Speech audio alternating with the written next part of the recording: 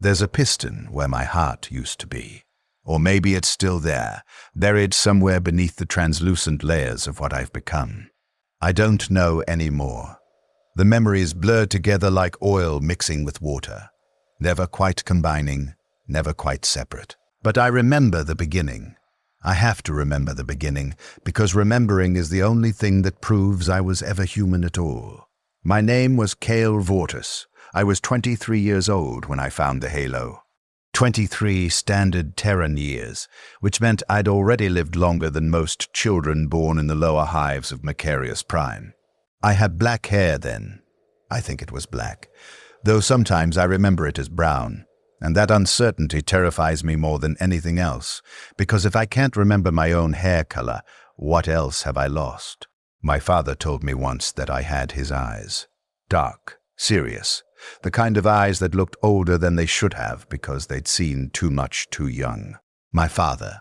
His name was Dorian Vortis. He worked in the recycle plants on level 447, processing corpse starch from the bodies that came down from the upper levels in industrial conveyors that never stopped moving, never stopped grinding, never stopped turning human remains into nutrient paste that would be fed back to the living in an endless cycle of consumption and recycling. 12-hour shifts, 6 days a week, for 43 years until his lungs gave out from breathing in the chemical particulates that the overseers claimed were within acceptable safety parameters according to Departamento Munitorum regulations. They told us he died serving the Imperium with distinction and honor. They told us the Emperor protects those who labor in his name. My father drowned in his own fluid-filled lungs in a hab-block corridor on a Tuesday morning while I held his hand and listened to him struggle for breath that wouldn't come, watched his lips turn blue, felt his fingers go cold in mine, while people stepped around us because a dying man in a corridor was so common it didn't warrant attention. The God Emperor's protection, I learned that day, was a lie they told us to keep us working until we died. A comfortable fiction designed to make our suffering feel meaningful when it was just suffering, nothing more, nothing less. Just the grinding machinery of the Imperium converting human lives into productivity metrics and calling it devotion. I was a tunnel scout for the Macarius PDF, 3rd Survey Division, assigned to underhive reclamation operations. Not a soldier. Scouts weren't considered important enough for that designation, weren't given the honor of being called guardsmen or even proper militia. We were the ones they sent into the underhive ruins to map old structures before reclamation teams moved in. The expendable advance party that checked whether spaces were safe enough to warrant the expense of sending in people who mattered. Dangerous work that killed slowly through accumulated injuries and toxic exposure, or killed quickly through structural collapses and encounters with things that had adapted to life in the darkness beneath the hive proper. Every week, someone didn't come back, eaten by mutants that bred in the chemical runoff pools, lost in collapses when ancient rockcrete finally gave up its centuries-long fight against gravity, or just gone, vanished into the dark places where even our helmet lights couldn't reach and our Vox speeds couldn't transmit. We'd mark them as missing presumed deceased in the casualty reports and assign their equipment to the next scout who rotated in to fill the empty slot in the roster. But it paid better than the recycle plants. 17 thrones a week, plus hazard compensation that added another 3 if you survived long enough to collect it. Enough to rent a hab unit and feed 2 people on cornstarch and protein paste, and occasionally, maybe once a month, actual reconstituted vegetables from the hydroponic farms on level 200. I had a younger brother to feed, Jaren. He was 16 years old, skinny in the way underhive children are skinny, all sharp angles and prominent bones and skin that looked too thin, stretched over his frame. He wanted to be a tech priest. Foolish dream, impossible dream, the kind of dream that breaks your heart because you know it'll never happen but you can't bear to crush it. The Mechanicus didn't take underhive rats like us. They recruited from the middle hives and higher, took children who'd been raised with proper education and genetic screening, and family connections that meant something. But I didn't tell him that. Let him have his hope. Let him believe that if he studied hard enough and prayed hard enough and demonstrated sufficient devotion to the Omniseer, some tech priest would see his potential and take him as an apprentice. I'd already had my hope beaten out of me. Didn't need to do the same to him. We lived in a HAB unit on level 523, deep enough in the hive that you never saw natural sunlight, never felt weather except the artificial climate control that worked maybe 60% of the time. The unit measured 3 meters by 4 meters, 12 square meters of living space for 2 people, one room serving as bedroom, kitchen, living area, everything. 2 sleeping pallets made of compressed fiber that someone had used before us and someone would use after us. A water spigot connected to the communal lines that worked maybe 4 days out of 7, producing brown liquid that needed to be filtered 3 times before it was safe to drink. A single luminator strip on the ceiling that flickered constantly and would probably fail completely within the year. Jaren would spend his evenings drawing machine schematics on scraps of parchment he scavenged from the recycle heaps, whispering prayers in binary cant he'd taught himself from a damaged data slate he'd found in a waste disposal unit 3 months earlier. The data slate had corrupted files and a cracked screen and drew power from a cell that held maybe 20 minutes of charge. But Jaren treated it like a holy relic, like it was a piece of the Omniseer's own design. The Omniseer guides the faithful. He'd whisper while he sketched gear assemblies and piston arrangements. The machine spirit provides for those who honor its rituals. I never told him that machines don't have spirits. That, the Mechanicus mythology, was just another control mechanism. Another way the powerful kept the powerless in line by making them think their servitude had cosmic significance. The machine spirits were superstition layered over technical maintenance. Call lubricant sacred oil, and suddenly routine mechanical care becomes religious devotion. Becomes something that binds you to the system through faith instead of just economic necessity. I let him believe because belief made the HAB unit's walls seem less close. Made the perpetual smell of chemical runoff from the recycle plants less suffocating. Made tomorrow feel like something other than another day of slow death, in service to a system that would grind us into paste without a second thought. If his prayers gave him comfort, who was I to take that away? The Imperium had already taken everything else from us. Let him keep his delusions if they helped him sleep at night. The day I found the halo started like any other day in a life that had stopped having variety years ago. Wake at 0400 hours when the HAB unit's communal alarm chimed through the thin walls. Protein paste from a tube for breakfast, tasteless gray sludge that provided exactly enough calories to function for a 12-hour shift. Nothing more, nothing less. Calculated by administrative nutritionists who determined the minimum caloric intake required to maintain worker productivity. It tasted like nothing and had the texture of wet sand, but you ate it because the alternative was not eating, and not eating meant not working, and not working meant losing your assignment, and losing your assignment meant starvation. Jaren was still asleep when I left, curled on his pallet with his sketches scattered around him like prayers offered to gods that didn't exist and wouldn't have cared about him if they did. I remember looking at him before I left, really looking, taking in his face in the dim light from the flickering luminator, memorizing the details. His dark hair that was too long because haircuts cost money we didn't have. The way he slept with one hand curled under his cheek. The peace in his expression that only came when he was unconscious and couldn't be anxious about everything he was anxious about when awake. I remember thinking, at least he still has something to hope for. I envied that. I'd forgotten how to hope somewhere between my father's death and my 147th descent into the underhive dark.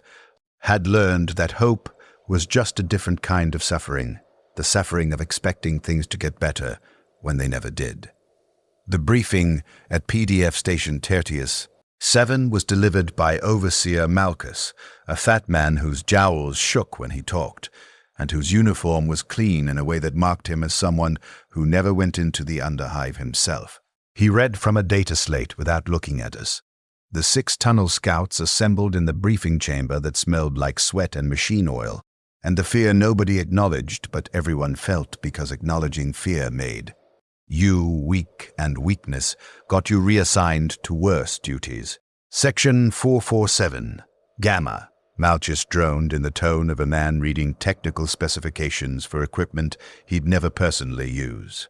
Pre-Imperial ruins. Estimated depth, 4 kilometers below current HAB level. Survey and catalogue according to standard reclamation protocols. Standard hazard protocols in effect. Mission duration estimated at 6 hours. Dismissed. Standard hazard protocols. I'd read the actual document once, out of morbid curiosity. Translation. If you die, we'll send someone to recover your equipment if it's deemed cost-effective based on equipment value versus recovery operation expense. Your body stays where it falls unless it's blocking access to something valuable, in which case we'll move it enough to clear the passage. Your family receives notification within 30 days and a death benefit of 12 thrones to cover cremation costs and lost income. 12 thrones. That's what the Imperium calculated a human life was worth when you lived in the Underhive and worked a job nobody important cared about. I descended alone into Section 447. Gamma. They never sent us in pairs. Too expensive if something went wrong, they'd say. Though what they meant was too expensive to lose 2 sets of equipment at once, and we can always recruit another scout, but equipment requires administrative procurement forms. My gear consisted of 1 helmet with integrated ZAMP that had been issued to someone before me and someone before them, unreliable and prone to flickering at crucial moments. 1 rebreather with fouled filters they'd refused to replace for 6 months, despite my repeated requisition requests. 1 auto-mapping cogitator that had been damaged in a previous survey and repaired badly, worked maybe 60% of the time if you hit it at the right angle. 1 las pistol with a 14-shot charge pack and no spare because spares were for soldiers, not scouts. 1 climbing harness made of synth fiber that showed wear at the stress points. 1 Vox bead with transmission range that cut out as soon as you got below 3 kilometers depth. The descent took 2 hours through access shafts that had been old when my grandfather's grandfather was born, through maintenance corridors that predated the current planetary governor's dynasty by centuries, rusted iron ladders that felt like they might pull free from the walls with every step. Walls slick with condensation and things I didn't want to identify, biological growths, chemical deposits, the residue of industrial processes that had been abandoned long enough ago that nobody remembered what they'd been for. The temperature dropped as I went deeper. That was one of the paradoxes of Macarius Prime. The lower you went, the colder it got, because the hive's warmth came from the billions of bodies packed into its upper levels. All that human thermal radiation concentrated in the inhabited zones. Down here in the abandoned sections, there were only ghosts, and the things that fed on ghosts, and the cold that came from being separated from life by 4 kilometers of rockcrete and metal. 4 kilometers down, my Vox bead crackled with static and died, exactly as I'd known it would, based on every previous survey at this depth. I was alone now. Completely alone in a way that people who've never been in the Underhive can't understand. Not alone like being in an empty room where you know other people exist in adjacent spaces. Alone like being the last living thing in a universe of dead stone and forgotten metal.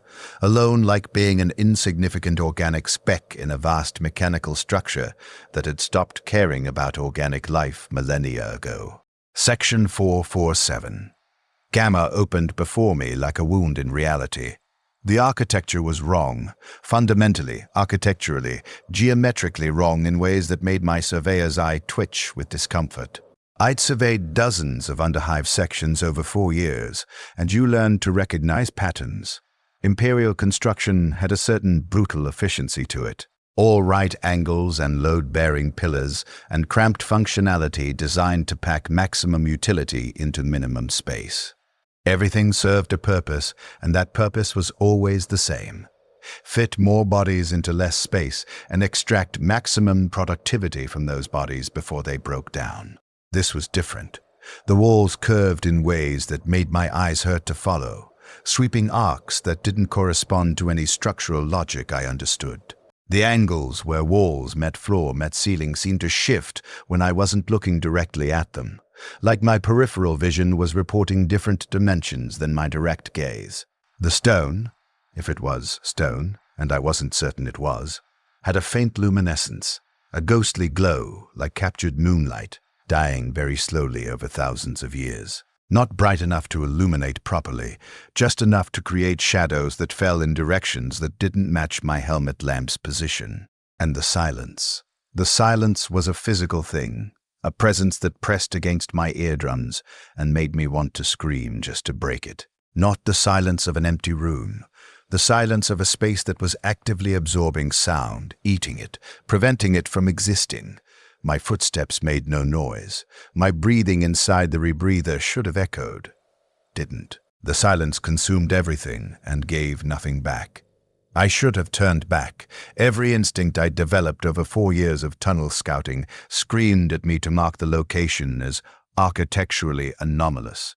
Recommend specialized survey team and get out. Get back to the surface. Let someone more qualified deal with whatever this was. But qualification meant nothing in the Imperium's lower reaches. Specialized survey teams didn't exist. They'd just send another scout, probably someone younger and stupider than me, and he'd die and they'd send another, until eventually someone survived long enough to file a report that some overseer would glance at for 30 seconds before filing it away forever in an archive nobody would ever read. So I went in, made the decision, if you could call it a decision when all the alternatives were worse, and crossed the threshold into Section 447, Gamma proper. My helmet lamp cut through the darkness like a blade through flesh, revealing things I wasn't sure I wanted to see, and creating shadows that somehow seemed darker than the darkness itself. The chamber beyond the entrance stretched impossibly far. My automapper immediately started throwing error codes, unable to reconcile what my eyes saw with any logical spatial geometry. The dimensions didn't make sense. The chamber couldn't be as large as it appeared based on my estimated position relative to other mapped sections, but my eyes insisted it was that large. Insisted that the far wall was at least 200 meters away, when that should have put it intersecting with Section 445. Delta, which I'd surveyed 3 months ago. There were pillars supporting the ceiling, or growing from floor to ceiling, because the more I looked at them, the less certain I became about whether they were architectural features or something else. They branched like trees or veins or neural pathways, dividing and subdividing as they rose, connecting to the ceiling in organic patterns that definitely weren't imperial, weren't even human. Weren't anything I could connect to any xeno species I'd been briefed on in the cursory xenology overview the PDF had given us. Xenos had to be. The thought sent ice down my spine and made my hand tighten reflexively on my last pistol. Xenos' artifacts were heresy by definition, according to ecclesiarchy doctrine. Contact with alien technology meant inquisitorial investigation at best, mind-scrubbing and servitor conversion at worst, probable execution if they decided you were too contaminated to salvage. The smart play, the only sane play, was to leave immediately, forget I'd ever been here, falsify my report, and say the section was collapsed or flooded, or whatever lie would ensure nobody ever came down here to verify my story. That's when I saw the halo. It sat on a plinth in the chamber's center, or what my perception interpreted as the center, though the spatial dimensions shifted queasily when I tried to focus on specific measurements or distances. A ring, maybe 30 centimeters in diameter, though the size seemed to fluctuate slightly when I blinked. Made of some material that looked like crystal and metal and living tissue all at once, all at the same time, existing in multiple states simultaneously. It flowed like liquid, but held a rigid form like solid matter.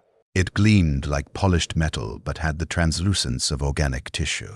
It existed in a state that shouldn't have been possible according to everything I knew about material science, which admittedly wasn't much, but was enough to recognize impossibility when I saw it. It was beautiful. That was the first thought that entered my mind. Not dangerous or alien or heretical or any of the sensible reactions I should have had. Beautiful. It caught the light from my helmet lamp and refracted it into colors I'd never seen before, shades that existed somewhere between blue and sound. Between green and the taste of summer fruit I'd never eaten, but somehow remembered from some genetic memory or dream or false nostalgia my brain had constructed. I walked toward it, not a conscious decision. My legs moved without consulting my brain, carrying me across the chamber floor that felt sometimes like stone and sometimes like something softer, more yielding, like walking on flesh or membrane or something that responded to my presence. The automapper continued throwing errors. My breathing echoed inside my rebreather even though sound shouldn't have existed in this silence. My hand had released the last pistol without me deciding to release it.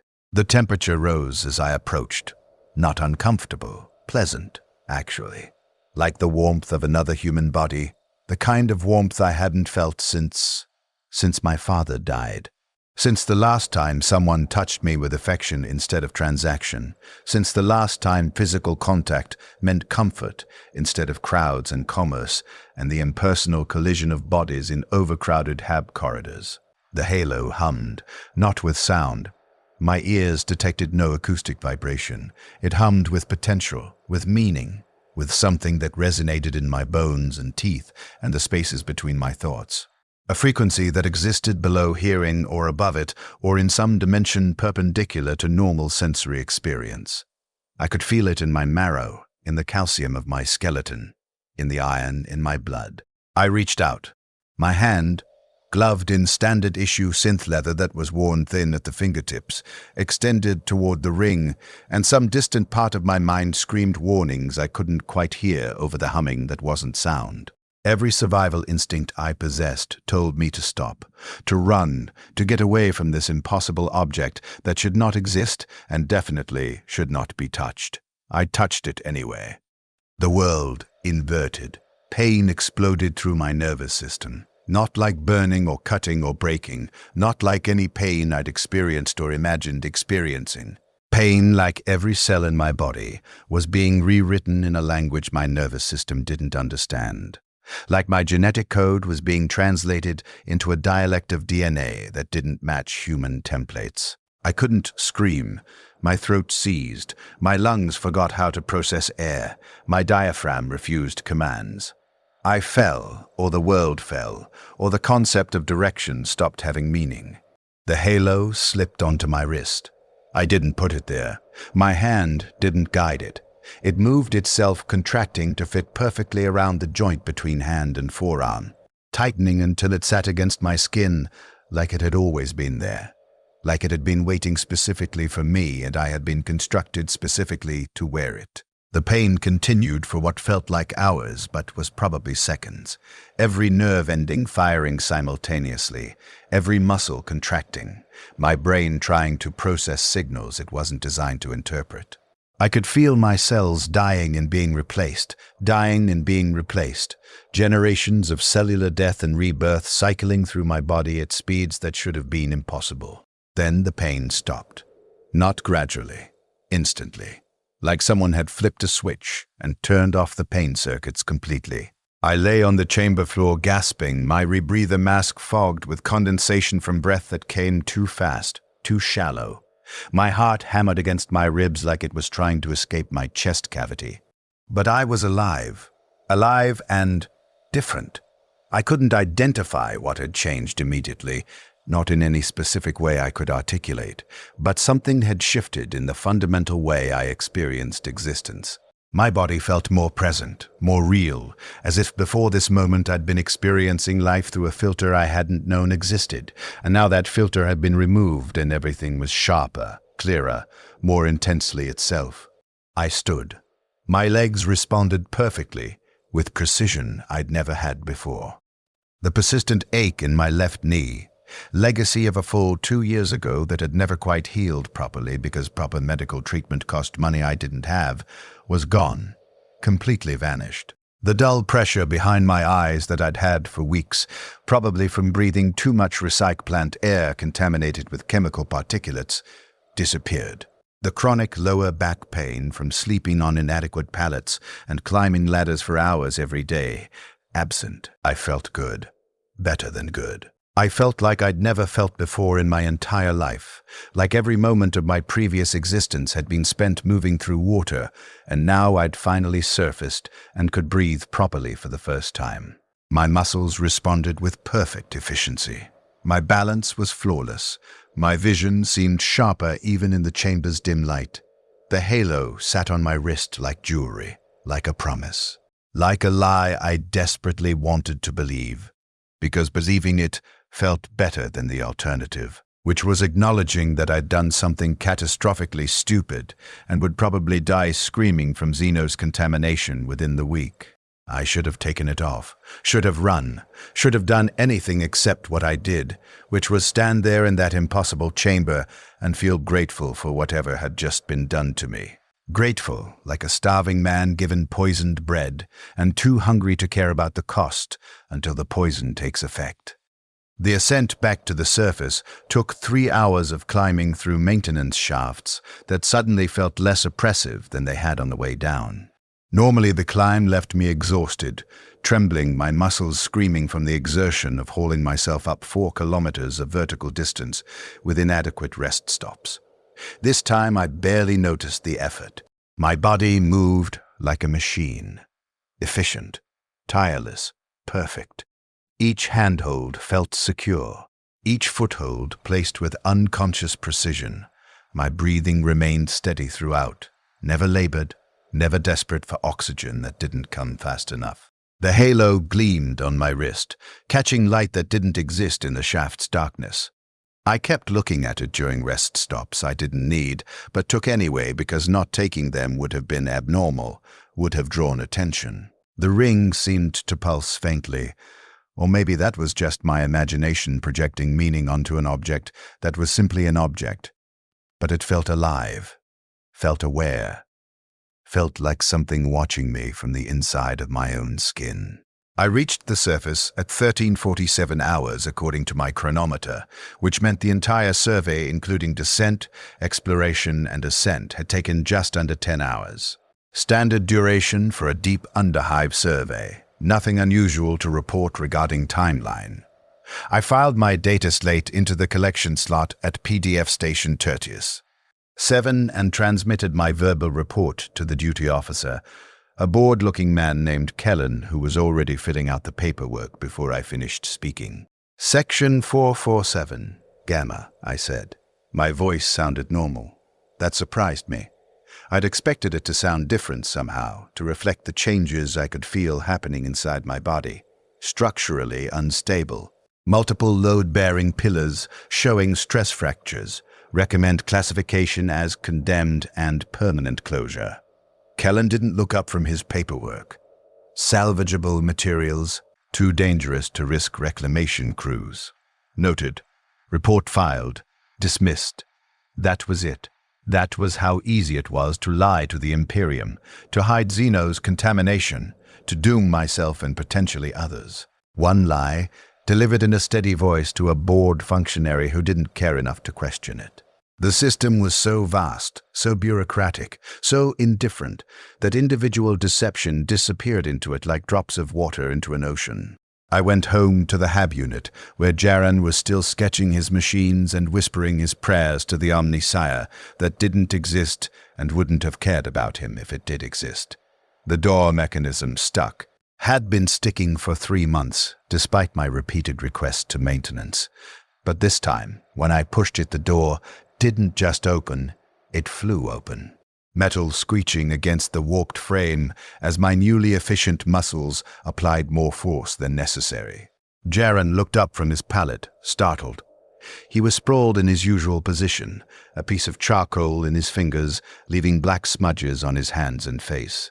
His sketches surrounded him like a protective circle, dozens of gear assemblies and piston arrangements and mechanical diagrams that demonstrated genuine talent nobody would ever recognize or reward. "You're back early," he said. His voice carried the slight worry he always had when routine changed, when anything deviated from expected patterns. Jaron liked predictability, needed it. The world was chaotic and hostile enough without unpredictability. "Survey went faster than expected," I replied. stepping inside and letting the door scrape shut behind me. I kept my wrist covered, the halo hidden beneath my sleeve. It felt warm against my skin, not uncomfortably warm, just present, alive, like wearing another person's pulse against your wrist. "You look different," Jaren said, his eyes narrowing slightly in that way they did when he was trying to puzzle something out. "Long day," I lied. I wasn't tired. Felt like I could run for days without stopping, like fatigue was something that happened to other people now. But I couldn't tell him that. Couldn't tell him about the halo or the chamber or the wrongness that was already starting to feel right. "Your voice sounds weird. Tired," I repeated, the lie coming easier the second time. Lies always got easier with repetition. That was something the Imperium taught you early. The first lie was hard, the 100th was reflexive. Jaren stared at me for a few more seconds, then returned to his sketches. He knew I was lying. I could see it in the way his shoulders tensed slightly, in the way he pressed the charcoal harder against the parchment. But he didn't push. Jaren never pushed.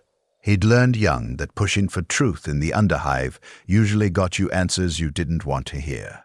That night, I dreamed of cells dividing, endless iterations of reproduction, mitosis occurring at impossible speeds, each generation slightly different from the last. Mutations accumulating in patterns that spelled out something I couldn't read, like a language written in genetic code that didn't correspond to human templates. I watched my own DNA unravel and rewrite itself. Watched chromosomes break apart and reassemble in configurations that looked almost human, but weren't. Not quite, not anymore. I woke gasping, my hand clutching at my wrist, where the halo sat cool and smooth and permanent. The chronometer on the wall read 0237 hours. Jaren was asleep, his breathing steady and slow. I lay there in the darkness, listening to him breathe, and wondering what I'd done to myself, wondering if the PDF Medicae could reverse whatever was happening, wondering if I should report to the ecclesiarchy and confess my contamination and accept purification through flame before whatever this was spread to others. But I didn't. Didn't get up, didn't confess, didn't do anything except lie there and feel the warmth of the halo against my skin, and tell myself that maybe it would be fine, maybe nothing terrible would happen. Maybe I'd gotten lucky and found some piece of archaeotech that would help me instead of hurt me. Denial is a powerful anesthetic. The Imperium runs on it. The first obvious change happened 3 days later. Day 3, hour 0534, during my morning routine. I was shaving, a weekly ritual required to maintain PDF appearance standards, standing in front of the HAB unit's small mirror with a disposable razor that had been used too many times already and was barely sharp enough to cut. The razor nicked my jaw. Small cut, nothing serious.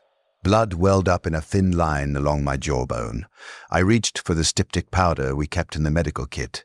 Then the blood stopped. Not gradually. Instantly. The wound sealed itself while I watched, skin knitting together in real time, cells restructuring themselves with visible speed. 30 seconds. That's how long it took for a cut to heal completely. No scar. No evidence except the blood already on my fingers. I stared at my reflection. My face stared back, unchanged except for the absence of the cut that had been there moments ago. My hand trembled slightly. The razor fell from my fingers, clattered into the sink basin.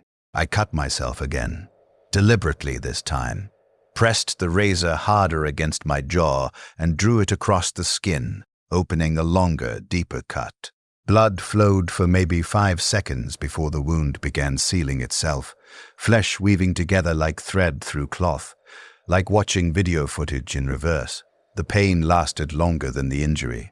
By the time my nerves finished reporting the damage to my brain, the damage was already repaired. No scar, no evidence, just blood on my fingers and terror rising in my throat like bile. "What did you do to me?" I whispered to the halo. It didn't answer.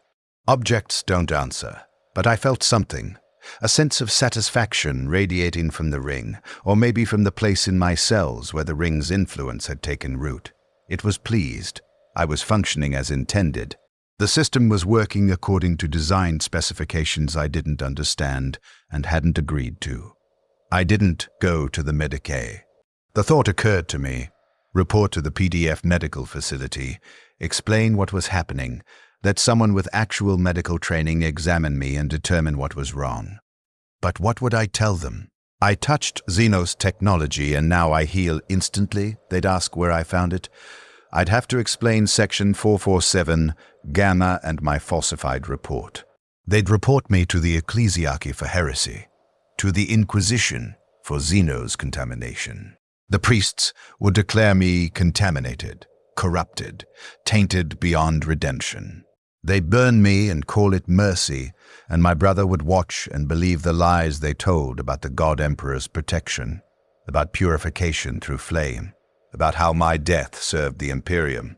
Jaren would stand there while they burned me alive and think it was necessary, think it was holy, think the propaganda they'd fed him since birth. So I hid it, kept my wrists covered, avoided injury as much as possible, told no one, made myself complicit in my own transformation through silence. The second change happened in week 2, day 11, during a routine tunnel scouting mission to Section 791, Theta. The brief had described it as structurally sound but potentially infested with vermin, underhive terminology for the various mutant creatures that bred in the toxic environment of the abandoned lower levels. I encountered them maybe 20 minutes into the survey. Rats, but wrong. Mutations had twisted them into things that barely resembled their original species. Too large, the size of small dogs. Too many eyes scattered across their skulls in asymmetrical patterns. Mouths that opened sideways, revealing teeth grown in spiral configurations. Legs that bent in directions legs shouldn't bend, with too many joints or too few. They swarmed out of a collapsed section of wall, 6 or 7 of them moving with disturbing coordination.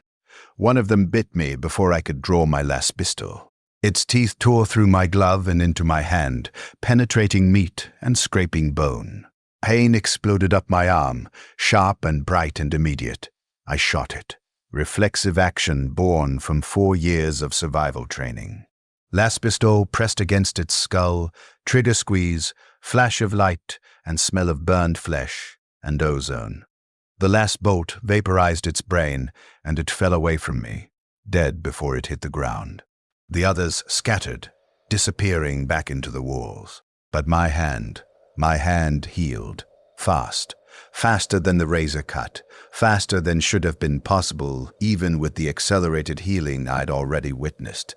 I watched through my torn glove as the wound closed itself, watched muscles regenerate, watched skin grow back over exposed tissue. The process made sounds, wet, organic sounds like meat being pressed together. 20 seconds. That's how long it took for a bite that should have required stitches and antibiotics and weeks of recovery to disappear completely. But the new skin was slightly wrong. I could see it even in the poor light from my helmet lamp, paler than the surrounding tissue, smoother, almost glossy. And if I looked closely, and I did look closely, later back in the hab unit's dim light while Jaren slept, I could see through it. Not completely. Just a faint translucence, like looking at flesh through water or frosted glass. I could see the shadow of tendons beneath the surface, the dark outline of bones, the network of blood vessels carrying blood that moved slightly faster than it should have. The mutations had begun. I didn't understand that yet. How could I? I was a tunnel scout from the underhive of Macarius Prime, with a basic education that had ended at age 14. I knew how to read automappers and identify structural weaknesses, and file reports in proper administratum format. I didn't know xenobiology or cellular mechanics, or the fundamental principle that regeneration always has a cost, that cells don't replace themselves perfectly, that each iteration introduces tiny errors that accumulate over time. I thought I'd been given a gift. Thought the halo was some kind of miracle. Pre-imperial technology, maybe. Something from the dark age of technology when humanity could still work wonders without calling them blasphemy and burning the people who created them. Thought I'd gotten lucky for once in a life that had never given me anything except reasons to keep surviving without ever actually living. I was so stupid, so desperate for something good in a life that had been grinding me down since birth. The halo offered me strength, offered me a body that wouldn't break down like my father's had broken down, offered me escape from the constant, grinding awareness that I was nothing except another piece of organic machinery waiting to fail, waiting to be processed into corpse starch and fed back to the next generation of workers. I wanted to believe so badly, wanted to believe that for once something had gone right, that the universe had given me something instead of just taking and taking and taking until there was nothing left. Week 3 brought another change that I couldn't hide or ignore or pretend wasn't happening.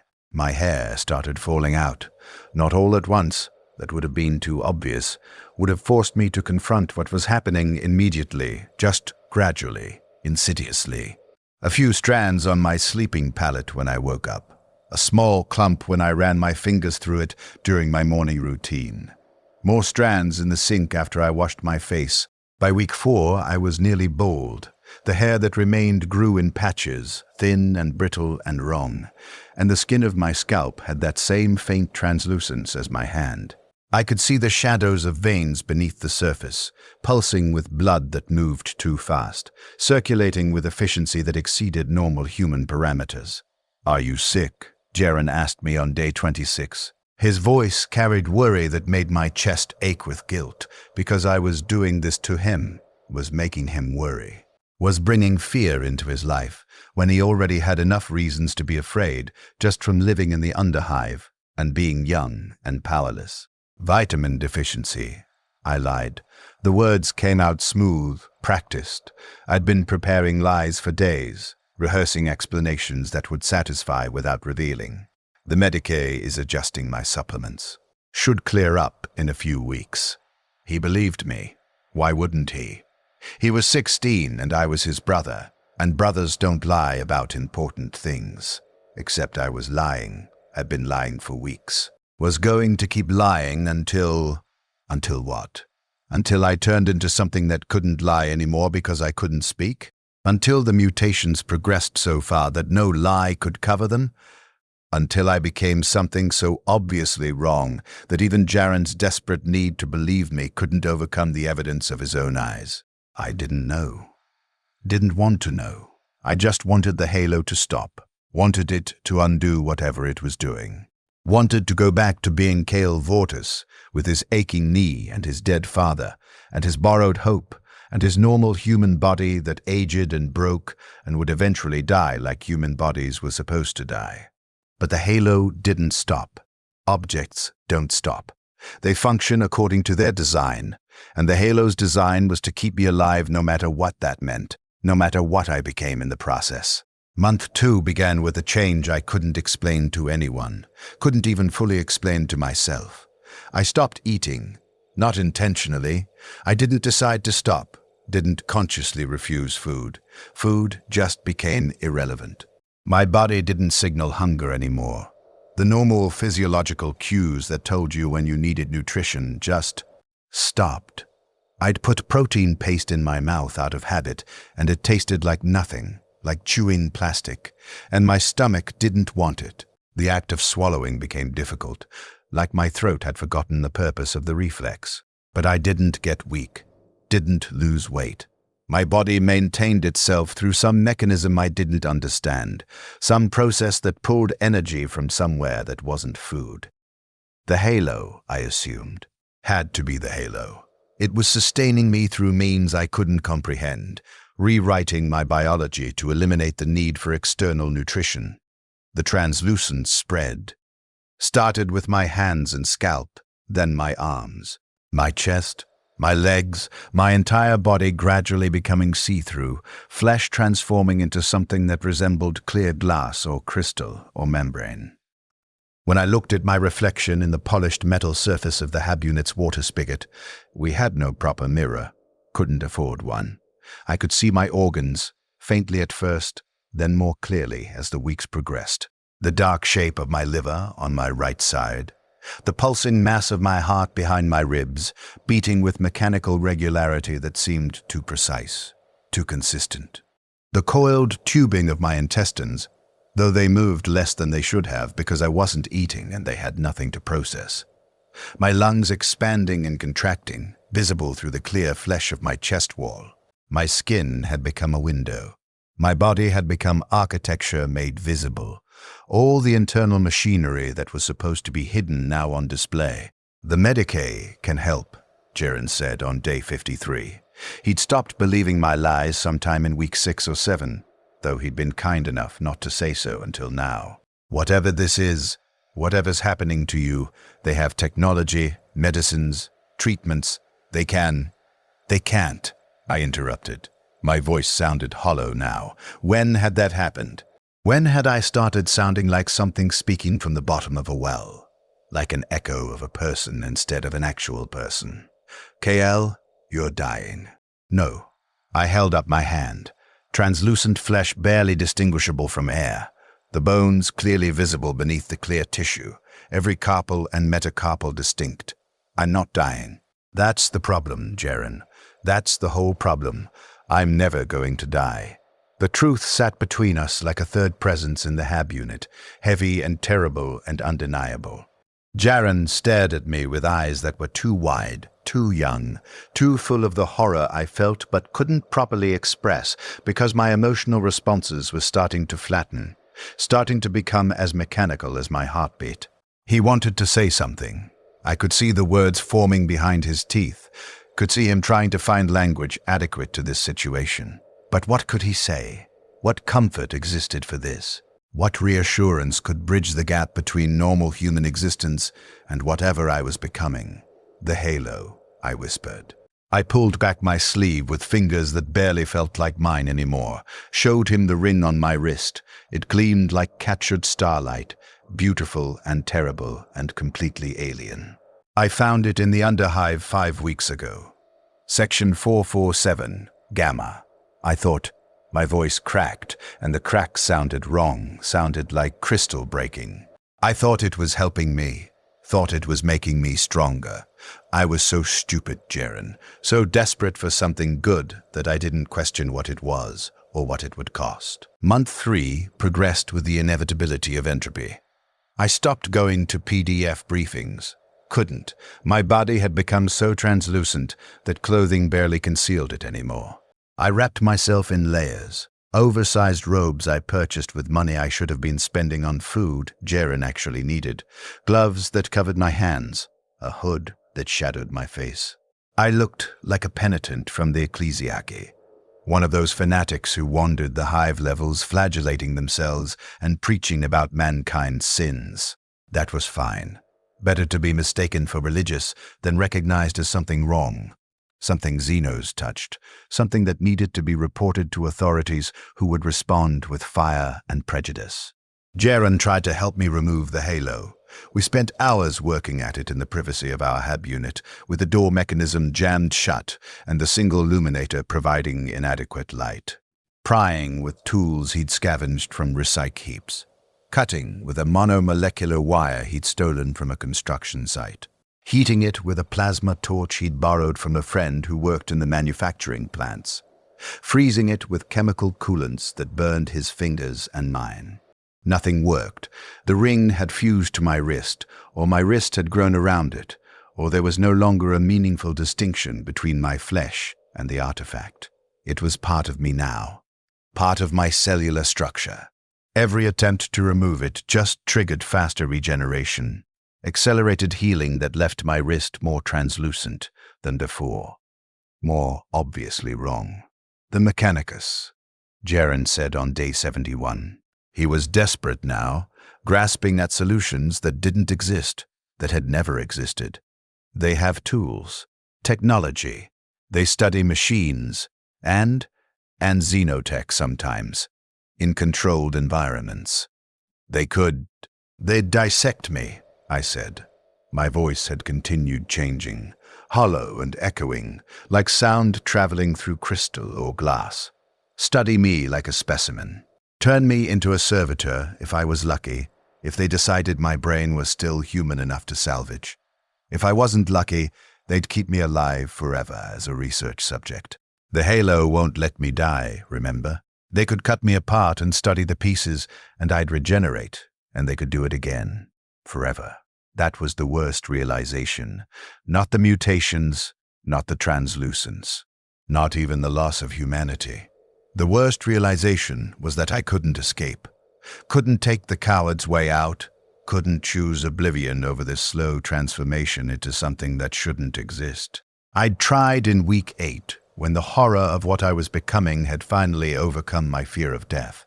I'd taken my last pistol, pressed it under my chin, thought about my father drowning in his own lungs, about Jaren's future without me, about whether there was an afterlife and whether things like me were allowed into it. The ecclesiarchy claimed the faithful servants of the God Emperor were rewarded in death, but that was propaganda, lies told to make people accept suffering.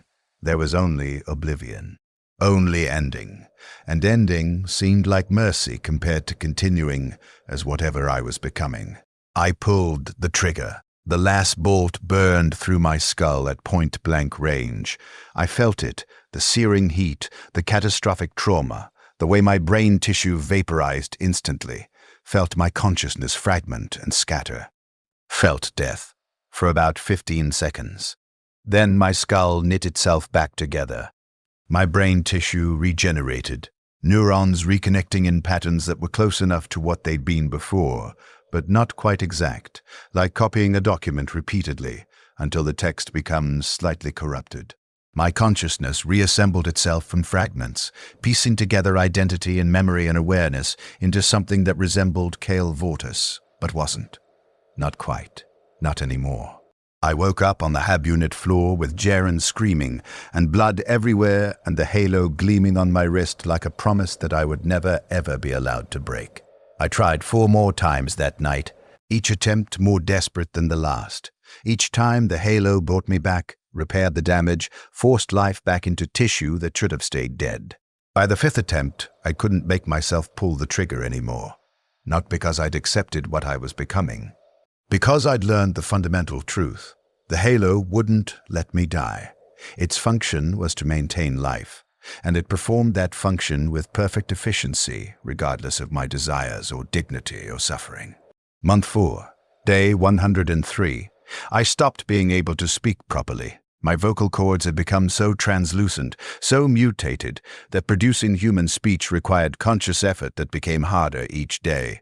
Every word felt like lifting weights, with muscles that no longer remembered their original purpose.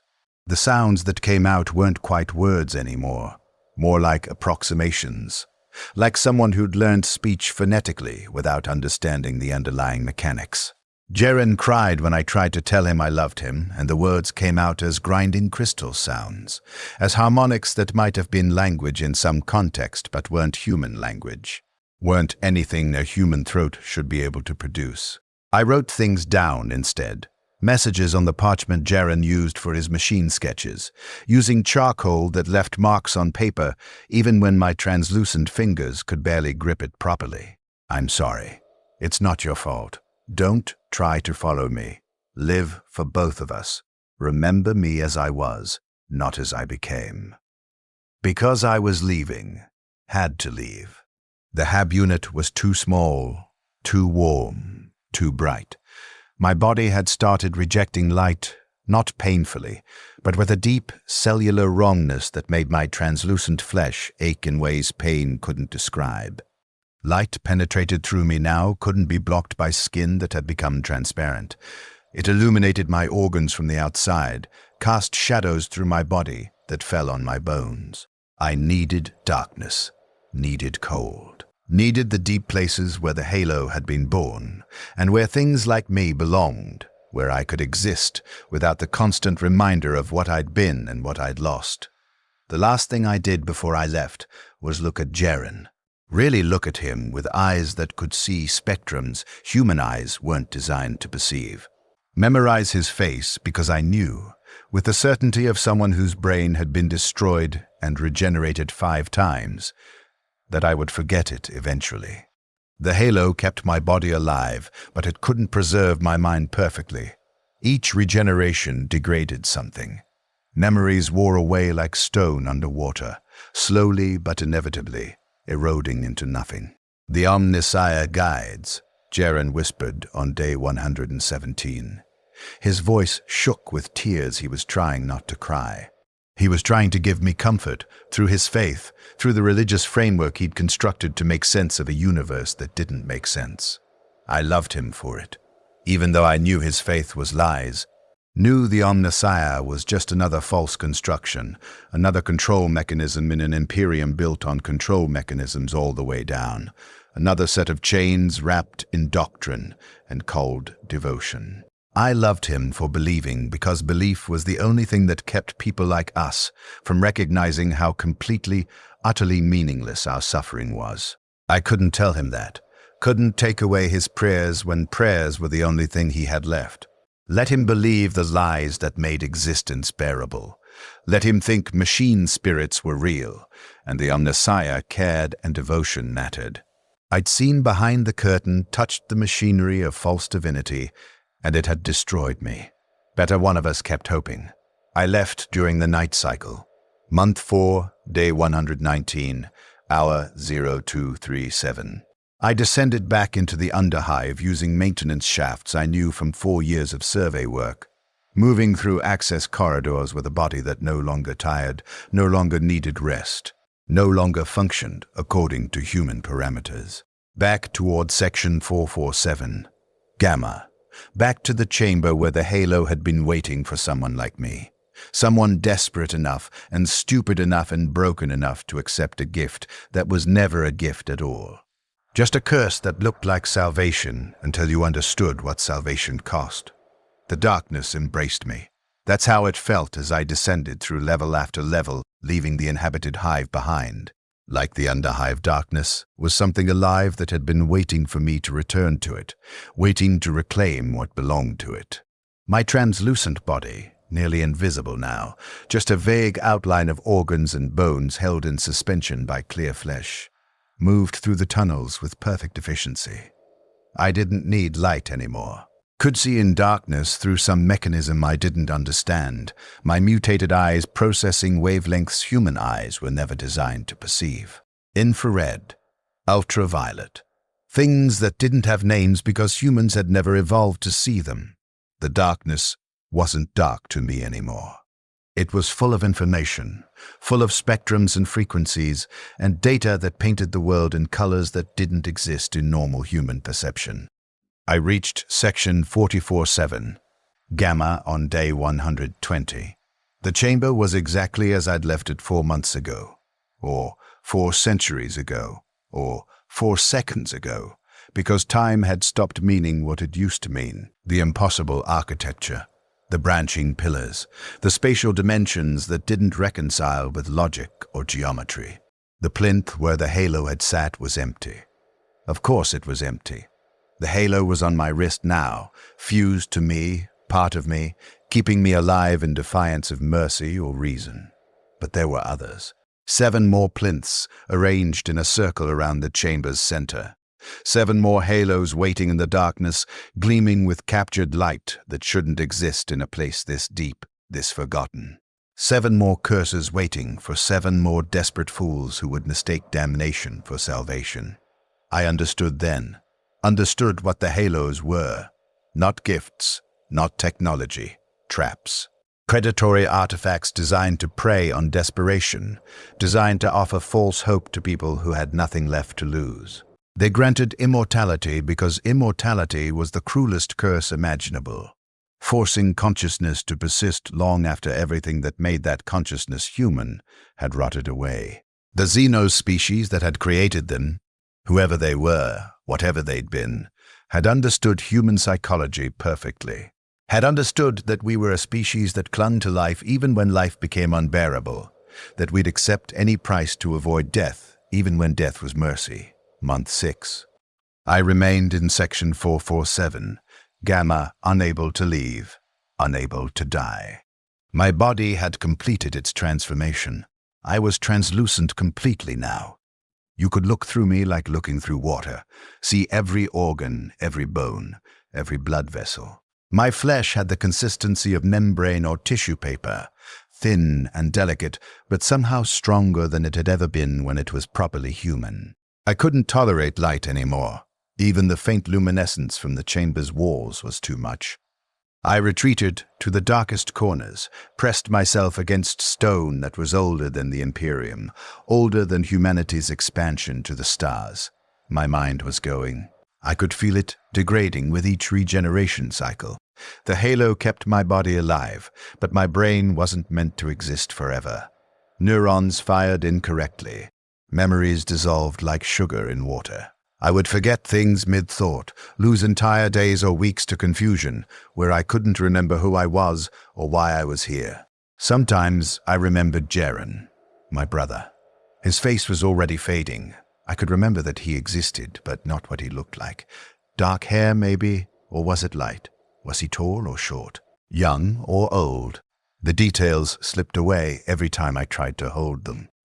Sometimes I remembered being human, remembered eating food, feeling temperature, speaking words. But those memories felt like they belonged to someone else, like stories I'd been told about a person I'd never met. Month 12. A full year since I found the halo. Or maybe it had been longer. Time became difficult to track when you stopped sleeping, stopped eating, stopped doing any of the things that marked one day as different from another. I saw my reflection in a pool of stagnant water, barely recognized what looked back. A vague humanoid shape made of transparent flesh and visible organs. Eyes that glowed faintly in the darkness, some byproduct of the mutations that let me see in spectrums humans couldn't see. No hair, no distinguishing features, nothing that marked me as Cale Vortis or any particular individual. I was becoming generic, becoming just another piece of the Underhive's darkness. Just another thing that lurked in forgotten places. Year 2. Another scout came to Section 447, Gamma. Young man, maybe 19 or 20. Desperate in the way I'd been desperate. You could see it in how he moved, in the hunted look in his eyes. He was running from something. Debt, maybe. Or criminal charges. Or just the grinding impossibility of existing in the Underhive without hope. He saw the halos on their plinths. Saw them gleaming in the darkness, like promises of something better. I tried to warn him, tried to speak, to form words that would communicate danger. But my vocal cords had deteriorated beyond the point of producing human language. What came out was just sound. Harmonics and frequencies that might have been music, or might have been pain, or might have been the screaming of crystalline structures under stress. He heard me and ran, smart. Smarter than I'd been. But he came back, day later maybe, or week later. Time was difficult. He came back with that look in his eyes, the look of someone who'd decided that whatever risk the halos represented was worth taking because the alternative was continuing to exist as he was, and that was unbearable. I watched him touch one, watched it contract around his wrist, watched the pain hit him like it had hit me. Watched him fall and convulse and regenerate. Watched the same terrible hope bloom in his eyes when the pain stopped and he felt better than he'd ever felt in his life. I couldn't warn him what came next. Couldn't explain that the gift was a curse, that the strength was a trap, that he'd just traded years of slow suffering for centuries of faster suffering that would strip away everything human, until only the suffering remained. He left. Went back to the surface, back to whatever life awaited him, whatever brief time he had before the mutations became obvious and he had to flee back down here like I had. Year 5. 3 more scouts had come. 3 more halos had been claimed. 3 more desperate souls had traded their humanity for false immortality. They were down here with me now, lurking in the deeper sections of 447. Gamma. We didn't communicate. Couldn't communicate anymore. Our minds had degraded too far. Our bodies had mutated too much. We were just things now.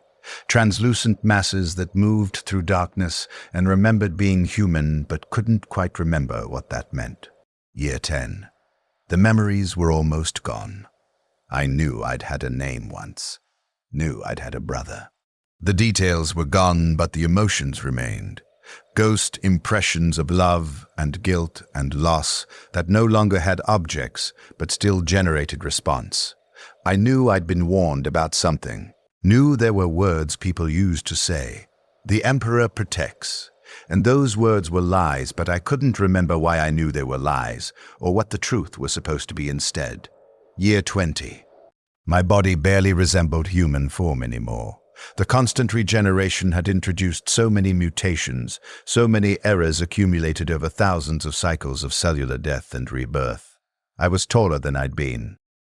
Or shorter. My proportions were wrong. I had too many joints in places, too few in others.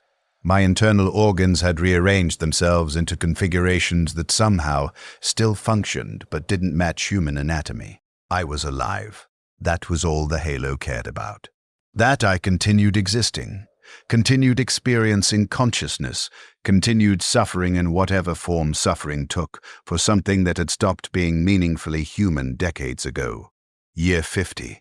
More scouts had come. More halos claimed. Section 447, Gamma had become a nest of things that had been human once. We existed in the darkness, unable to die, unable to leave, unable to do anything except continue. Sometimes we encountered each other. Translucent shapes moving through the chamber. We'd stop and stare at each other with eyes that could see spectrums beyond normal perception. And maybe some part of what we'd been recognized another person. Another victim. Another fool who touched salvation and found damnation. But we couldn't help each other. Couldn't communicate.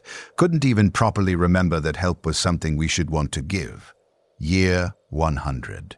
The Imperium sent a proper survey team finally. Not scouts, actual tech priests and PDF officers with proper equipment. They mapped the chamber with instruments I didn't understand, took readings with devices that hummed with frequencies that hurt the parts of me that could still feel pain. They saw us, the things lurking in the darkness, translucent masses that had been human centuries ago. One of the tech priests tried to capture me, came at me with some kind of containment field that sizzled and crackled with electricity. I ran. Fast, faster than any human. My mutated body moved with efficiency that exceeded baseline parameters by orders of magnitude. They couldn't catch me. Couldn't catch any of us. We knew these tunnels. Knew every passage and shaft and hidden space. We'd had decades or centuries to learn them. They left. Sealed Section 447. Gamma with blast doors and warning markers. Declared it forbidden, prohibited, contaminated with unknown Xenos influence. The Mechanicus claimed the halos for study, took them away to some facility where they'd try to understand what they were and how they worked. But we remained. The 7 of us who'd already claimed halos before the sealing, trapped in the darkness, trapped in bodies that wouldn't die, trapped in minds that barely remembered what trapping meant. Year 300. I existed. That was all I could say with certainty. Consciousness persisted in some form. I moved through the darkness. Sometimes I encountered the others, 6 translucent shapes that might have been brothers once in our mutual damnation. We couldn't die. Had tried.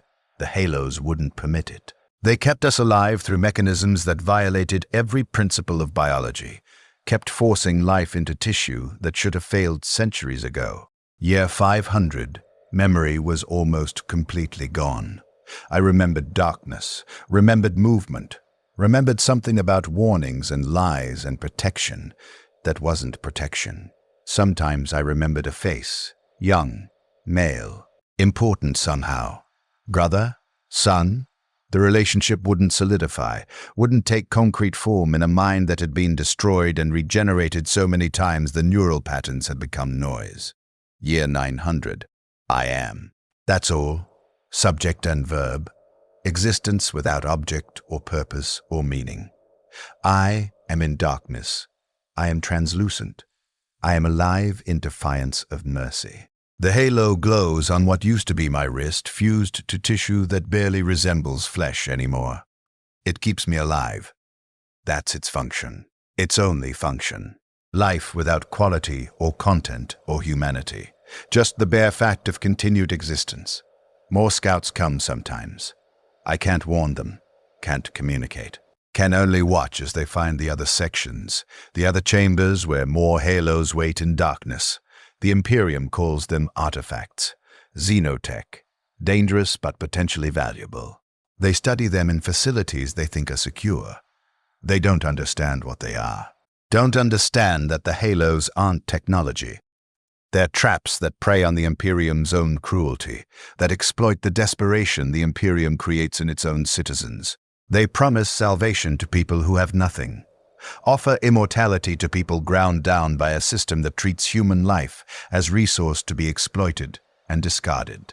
And the people accept because they're desperate and broken, and the Imperium has taken everything else from them, so why not take the risk? The curse wears the mask of blessing until it's too late to remove it. My name was Cale Vortus, I think. The name is almost gone now, worn away by centuries of neural degradation. I was 23 years old when I found the halo in Section 447, Gamma of the Underhive beneath Macarius Prime. I've been dead for 900 years. I'm still screaming, but the screams don't make sound anymore, just harmonics in spectrums beyond human hearing. The halo protects. That's what they told us. That's what the lies promised. Protection that never ends, that never releases you, that keeps you alive long after alive stops meaning anything. I exist in darkness. I exist in pain that isn't pain because my nervous system has mutated beyond the point where pain is a meaningful concept. I exist as proof that immortality is the cruelest curse imaginable. And I will exist forever because the halo won't let me die. That's why they're the most cursed tech in Warhammer 40K. Not because they kill you, because they won't let you die.